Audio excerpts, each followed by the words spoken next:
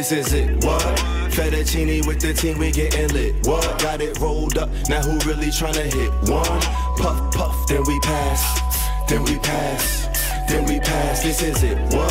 Fettuccine with the team, we getting lit. What? What?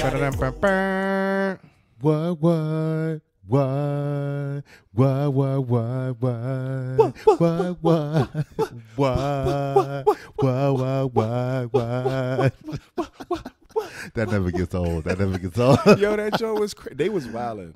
They was wildin'. That hook was wild. It was an era, man. It was an era. Super Thug. Took over. What's good with you, man? You been hiding and all of that? Right. You know what I'm saying? Been depraving the people? I know, man. I'm so sorry for your guys. Talk about a hiatus. You know what I'm saying? We had to lay low. You know what I'm saying? Tuck, duck, and roll a little bit. You know what I'm saying? But we kept it moving. We kept it solid. We kept it busy. We kept evolving and shit. Exactly. My commute time has been greatly reduced. I'm so 0 minutes excited. Late. 0 minutes late. I'm never gonna be late ever 0 again. days off. Period. You know what I'm saying? Show up every time. I always show up. I wonder why that is. I wonder. You know what I'm saying? We'll talk about that later. We had a new location, clearly. Period. You see the set upgrade, of course, again. How do you like it? Round number, 17? We does this. Yeah. You know what I'm saying? We does this. We evolving. We got to keep you on your toes. Exactly. That's what it's about. Exactly. You never know what we're going to pop up next. But we here. It's your man, EarthTone. And your man, the real PZ. And it's the Herbal Tea Podcast, man. I'm with Episode Bach. 49. Right. Damn, we getting up there. Kids is getting old. Kids getting old. Kids is getting old. How we going to do it today? It's been a lot going on. It's been a hell of a lot going on, man. This Q Plus music scene, man. It's been ringing off. Pretty much since we started this, it just got even crazier and crazier. A lot of new nieces, a lot of new nephews and shit. A lot of new nieces. Family is expanding crazy. Yep. And we love it. We love to see it. Period. So we're gonna get right into it. We got a head to head today. We do got a head to head. You know right? what I'm saying? We got 2 projects. Right. Fresh off the presses. We got Shamir. Right. Versus Sid. Formerly the Kid. We got a lot of S's going on. Shamir versus Sid. So bring it on there. Who we got first? Who we gonna bring up first? The first one we're gonna bring is Shamir. Okay. Have you guys heard of Shamir? I have not. This is a new one for me. I have not putting me on. So check this out. Shamir is a North Las Vegas bred singer-songwriter who identifies as non-binary. Okay. But he does not really understand the they pronouns, so he just sticks with he. You know what I'm saying? Okay. So that's what it is. He grew up with a wide range of soul, R&B, and hip-hop influences and picked up guitar at age 9. Ooh. His aunt, which is a twin sister of his mother, is actually in the music business, but I'm not really clear on what her position is, but she works with a lot of different musicians, and he came up listening to a lot of, those musicians in the sessions and being involved like that. Okay. So he released his first EP, Northtown, in 2014. Northtown is a reference to the neighborhood he grew up in North Las Vegas. Northtown? Right. And it was critically acclaimed with the track If It Wasn't True. Then he signed to XL Recordings, so that was home to like Adele, MIA. They were all on that record label. So London-based record label. I've been hearing about that record label. Right, Somebody else we reviewed signed to that label. I felt like. Yeah. I can't remember them right now, but the XL was definitely okay. popping in the early 2010s. He then released his debut album Ratchet, toured with the likes of bands like Years and Years and Troye Sivan, both of them Q Plus acts, before being dropped by XL. Oh, you know what I'm saying? Before his second album, which he got to keep and release on his own. Okay, that's dope. Then he went on to release, quite a few other albums. He suffered an episode and was diagnosed as bipolar after his second album was released, but during that time he went home, he recorded a new album, a third album, Revelations, that was released and more critical acclaim kind of followed him all the way through the 2010s. He released a book in 2021 called But I'm a Painter, with a collection of essays inspired by his paintings. Busy out here. You already know he's Running been doing it up. He's been doing his thing. A lot of output. You know what I'm saying? And apparently this is his 8th studio album. 8th studio motherfucking That's a lot of album output for somebody who came out, 2014? Right, right. right. He's been doing his thing. Right. And apparently he gets a lot of Prince references or Prince comparisons as far as his voice, his tone. Yes, sir. And he's confused by that because he feels like, Prince is a falsetto. He goes up there, he goes high with it. Right.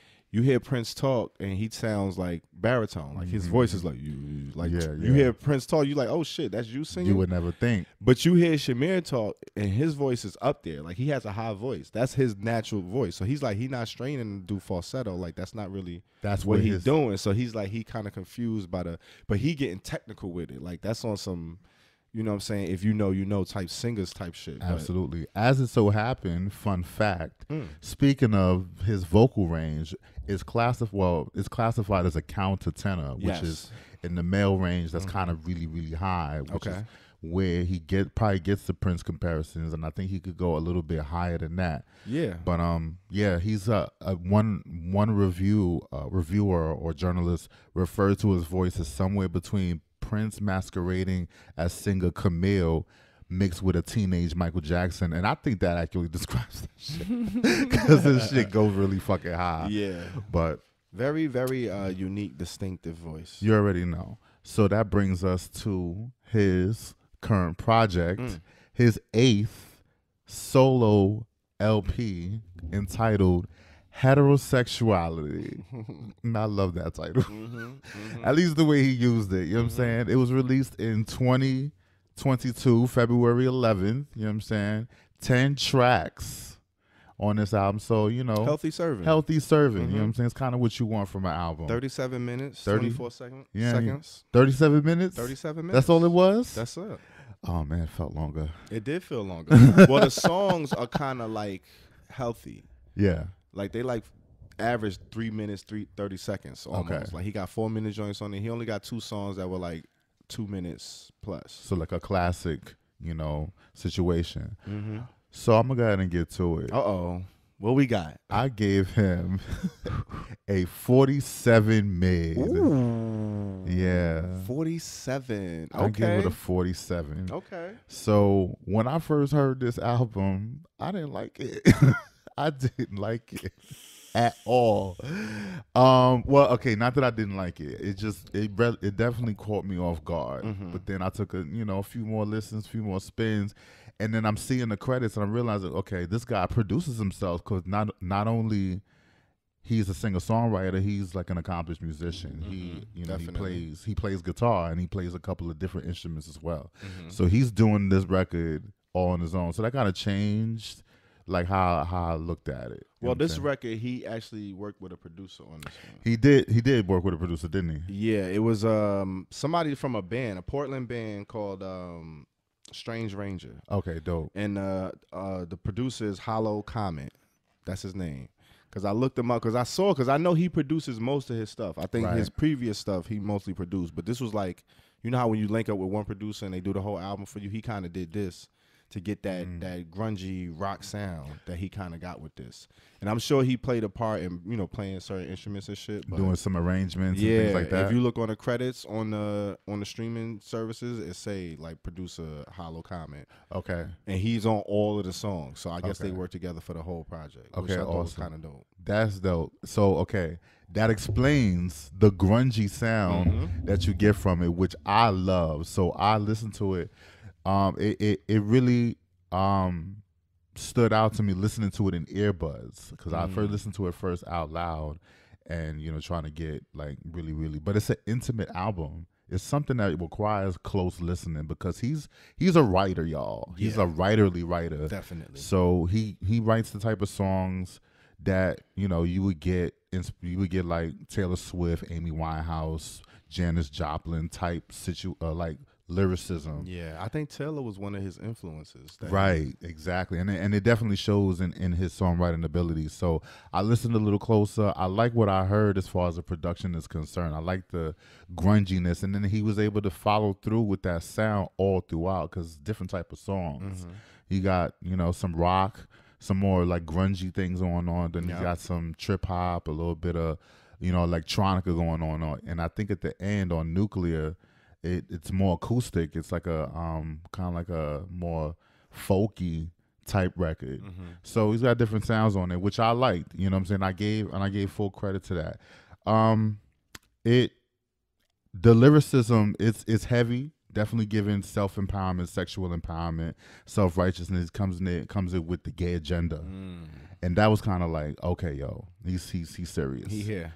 He's serious about his shit. Yeah. He not playing with y'all. So the lyric that struck me, last song, Nuclear, listen to your heart though, it's a sketchy source. It just likes the sensation of being sore. Like, yo, that's the level that he's on. Yeah. And I mess with that. Yeah. Now, I still think his voice it's not my favorite.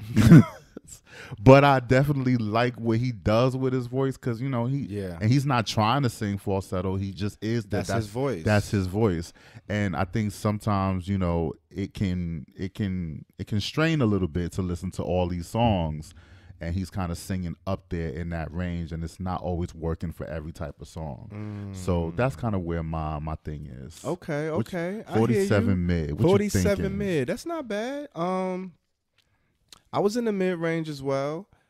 I gave it a 58% mid. Nigga. Yeah. Oh man, I hate you. I gave it a 58% mid. Wow. I like this joint. He is definitely an acquired taste, right? Voice is very distinctive, very different, very unique. It's a blend of a lot of different voices. It does take some getting used to. And then you hearing, like, he has heavy content, heavy lyrics. Right. And then the production is heavy as well. So it's not like, and then the first 3 joints he giving you, they all like on that grunge, dark, I'm taking you there off rip. Like, period. It's not about to be no walk in the park, right? He got the gay agenda, cisgender, which is hard. Like, yo, cisgender is hard. He's belting, like singing at the top of his lungs, but like his voice is naturally high, so it's like a high belt, but he has control of his voice. He has a very unique voice, but he has really good control of it. Right. And it sounds crazy over this production because it's like that dramatic, like it's like 70s rock ballad type dramatic production that he going in on, and he said, I don't want to be a girl, I don't want to be a man. He like, I'm not cisgender, I'm not binary trans. Like, he just like, I'm sick of this shit, I'm sick of these labels, I'm not none of that shit. Like, and he yelling at the top of it's like, it's powerful when you hear it. So when I heard that joint, I'm like, all right, that's what he going at. And this is following the gay agenda joint, which he pops off with. Like, he's giving it to you. The Abomination joint, Abomination is a situation and an elevation and a rockavation. Yeah, I love the lyricism on that. Yeah, I'm here for it. It was my jam, but it was also like, all right. Right? We was getting there at that point. I was like, all right. And then he started switching it up. It started getting a little melodic with a few joints. The Stability joint, I kind of liked. You know what I'm saying? Cold Brew was a bit of a jam. He had a few joints. Stability was my shit. I like Stability. Stability is my was shit. Cool. Yeah. Father was deep. Yeah, for sure. You know what I'm saying? Like, that was another joint. And like you said, it felt longer because he was taking you on a journey. Like, he was giving you stories. Yep. He was pulling from some tough spots in his life. Absolutely. Reproductive. That's my jam, fam. Like, that might be my favorite joint on the project. That's the slow rock, the slow big stadium giving me rock like joint. Green Day. You know what I'm saying? One of them type joint, like one of they ballads. When they had a ballad on their album. Right. That's it's one of those. Like, I was like, ooh, I liked it. I liked it a lot. And like we said, his pen is like where he taking it and then he touching home because he talking about shit that, us Q+ artists that we want to hear about. You know what I'm saying? Yeah, we be hungry to hear shit like that. Especially a good artist that's nice with the pen. Yeah. We be hoping for them to talk about some real shit. Absolutely. And he definitely giving it up. So, yeah, man, 58% mid. What you had, a 40? 47. What's that? We got to add that up. Hold on. 58, 47. We got to tally that up. 58 and 47. That's what? I think that's 95. But hold on. Let's go ahead and do that. Oh, man. 47 plus 58. 105. 105. 105. 105. Divide that by 2 gives us a 76. No. That's not it. That should be like a 50. It should be divided by 2. It should be 52.5. 52.5. Okay, that's the average. Yeah. Write that down. We got to throw that down. 52.5. Okay, Shamir. You know what I'm saying? 52.5. That's where he's at. Not too bad on the Richter scale. We out here. Not too bad. Okay, so that brings us to who's the next one? The one and only Sid, the motherfucking kid. Oh. No longer the kid, just no longer Sid. the kid. You know what I'm saying? She out here. She just said. Yeah, singer-songwriter, musician from LA, former member of Odd Future. You know what I'm saying? That's where she got her start and all of that. Right. So she built a studio at the crib. Right.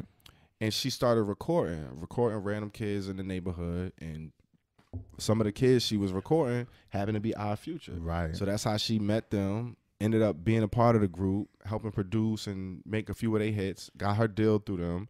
And that was that. And she, branched off, did her own thing, was one of the founders of the Internet, the band. The Internet. Absolutely. And one of the other co-founders was also a member of Odd Future. So she linked up with one of her best friends from the group. They branched off, did their own thing, and now they got the Internet. Right. She had hoop dreams as a high school youth. Okay. You know what I'm saying? She was out there playing sports. Most of her family thought she was going to go to the league and all that. But she ended up falling out of love with sports and fell in love with music. And she ended up writing, she kind of came out around the same time she started doing music. So that was kind of the falling in love, the little romantic part of it. And like I said, she got her first record deal through Odd Future. Her mom's was an aspiring DJ. And her uncle was a popular reggae producer. So she kind of had a little history, a little musical in her situation in her blood and all of that before she popped off. But then, she fell in love with music. And we got Sid the motherfucking kid. Some of her influences include Stevie Wonder, right, D'Angelo, and Brandy. So she's out here with it. She got a nice little eclectic sound. You know the vibe. What you know about Sid? You heard of her before. We have had featured Sid on the show before. Of course. You know what I'm saying? She's not only one of the top Q+ artists in the top 50. We reviewed her last February. Episode 26. Episode 26. Yep. She had a single. You're missing out. Which is, actually. We didn't love it. We didn't. We did not love it. I loved it a little bit more. Just a little bit more. Yeah, we didn't love it. You know what I'm saying? Yeah. It's actually on this project It is on this project, indeed. Look at that. So, looky. The name of this project is Broken Hearts Club. It came out April 8th, 22. So she dropped that joint, a year. She let that cook, bubble. She did. Which I fuck with that. You know what I'm saying? That's what the artists used to do back in the day. You know what I'm saying? You put a single out, you work that joint. You know what I mean? You get the people some time to, you know what I mean? Get it in their system. Yeah. Give us time to review it. Yeah, exactly. 13 songs, 38 minutes, 55 seconds. So around the same time. More songs, but shorter songs. You know what I'm saying? I gave this joint a 65% loud. You gave it a loud? Gave it a loud. You gave 65% loud. Oh man. Yeah, man. I was rocking with this joint. The production was there. Like, I'm big on production. Yeah. It's always a two-part thing for me. You got the lyrics, the content, and then the production. So what you saying and then how it sound. Right. The way this shit sound won me over off top, right? The production is there. The way it opened, I love the little acronym she using. She kept talk about like a concept album. Right. She stuck to the concept the whole project. She did. Which I haven't seen an artist do that in a while. She told a story. And it wasn't like it was moments where it came off a little cheeky, a little corny. But it was few far between. It wasn't a lot. And you got 13 joints on here. We haven't heard a solo joint from her in a while. A full-length project. The production on here was the crazy. It's talking about love, so she ain't really talking about nothing new under the sun. It ain't really super inventive, so she kind of got to get creative with it. I feel like what she was doing with this one, for the most part, she was really getting into her, like, paying homage bag. Like, I heard a lot of Aaliyah, influence. I heard a lot of Timbo. Talking about you know what that. I'm saying? I heard a lot about that. I heard a lot of that going on. Prince. I heard them Prince drums coming off and they're popping off. Oh man. You know what I'm saying? I love those joints. She was giving me Future Sex Love Sounds, all of those. She was giving me a lot of that blended into a little bit. Just Sid the Kid. But one of the drawbacks for me was, you know, she got that cool mellow flow, that tone to her voice, which it could get a little sleepy at moments, especially when you talking about love. You know what I'm saying? You all of the joints is about love. You going in, you clearly, she taking you to the story from top to bottom. Pretty much, she falling for somebody, letting them know, and then they pretty much saying it ain't gonna be what it is, and she like, all right, well, fuck, you missing out, like. That's how the shit closed. You know what I'm saying? But she take you through that whole journey. And I fuck with the storytelling. Like, she had some real ill lyrical moments there. The ballad Goodbye My Love. It's such a short little, it's like an interlude almost. Like, it starts off just the music, the instrumental, then it closes out, and then it just comes back in. She comes in with the melody straight, like along with she uses the same melody as the beat. It was super dope. I love little artsy shit like that. Like, that shit kind of, I fuck with it. Overall, Out Loud was my jam. I mean, that little concept right there was just kind of, you know what I mean? Like, don't keep me away from your friends. Don't keep me a secret. Like, if you love me, you fuck with me. Like, say it out loud. I need to hear that shit. You know what I'm saying? Like, she giving you little simple isms like that all throughout the project, which I fuck with. Broken Hearts Club, man. She had her heart broken, and she gonna tell you about it. She took you through a whole story, 13 songs to let you know about it, and it's a little ride. I don't know, man. I was rocking with it. How you feeling? You don't seem like you was as thrilled about it as I was. Thriller. So I was thrilled at the idea of Sid coming back after all these years. Doing her thing, and then we messed around and we reviewed a song that ended up on the album, on the project, which I didn't know that until you know, we didn't know she was really doing the album, because you know she's very low key, you know, about her shit. She not all the way out there, so we didn't know what was happening with it until she just kind of surprise dropped this thing. And you know how I liked Missing Out, you know, just a little bit better. Yeah, I didn't love the rest of the album as much. Damn, that was your favorite on the album? It wasn't my favorite. There's other songs on there that I fuck with. Now, okay, I gave the album a 44 mid. Ooh, I gave it a 44 mid. Okay. Because she do get a little sleepy. She start off yawning, like in the song.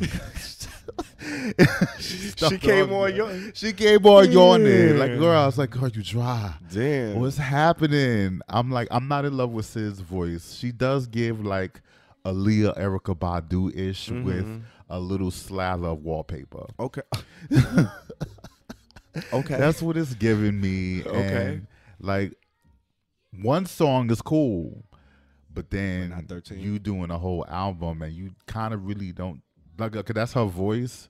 That's unfortunate for me. Ooh, damn. It's unfortunate for me because like that's your voice. And then you know what's crazy is all the guests add color, and the different producers that come in, because she does some production on it, but then she also collaborates with a few others, which I heard. And the first one that stuck out to me was Control.